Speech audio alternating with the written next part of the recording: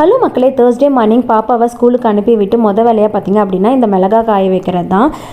1 week ஆயிடுச்சு வாங்கிட்டு வந்து. லாஸ்ட் வீக் ஃபுல்லாக மழையாக இருந்ததுனால சரியாக காய வைக்க முடியல. அதனால் இன்றைக்கி கொஞ்சம் வெயிலாக இருந்தது, காய வச்சலாம் அப்படின்ட்டு வச்சுருக்கேன்.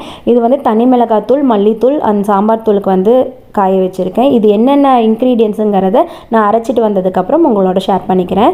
அதுக்கப்புறம் கொஞ்ச நாளாகவே வந்து நான் பால் காய்ச்சி அதுலேருந்து ஆடை எடுத்து வச்சுட்டு இருந்தேன். அந்த ஆடை நிறையா சேர்ந்துச்சு. அதுலேருந்து வெண்ணெய் எடுத்து இப்போது நெய் காய்ச்சலாம் அப்படின்னு சொல்லிட்டு அந்த வேலையும் வந்து பண்ணிகிட்ருக்கேன்.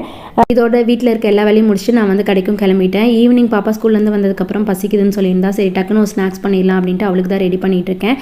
முட்டைக்கோஸ் இருந்தது, சரி அதில் பக்கோடா பண்ணிடலாம் அப்படின்ட்டு அதுதான் 5 நிமிஷத்தில் வேலையாயிடுமே. ஸோ அதை ரெடி பண்ணிகிட்ருக்கேன். பக்கோடா போட்டு எல்லாத்துக்கும் கொடுத்துட்டு பாப்பா கையோட பூஸ்ட் ஆற்றிட்டு எனக்கும் காஃபி கலக்கிட்டு நான் போய் வெளியில் நின்றுட்டு வேடிக்கை பார்க்கறதுக்கு. நேற்று கிளைமேட் ரொம்ப நல்லா இருந்துச்சு. சூடாக பக்கோடாவும் காஃபி குடிக்க ரொம்ப பிடிக்கும். அதனால் வந்து வெளியிலே நின்றுட்டு குடிச்சிட்ருக்கேன். இந்த மாதிரி யாருக்கெல்லாம் பிடிக்கும் அப்படிங்கிறத மறக்காம கமெண்ட்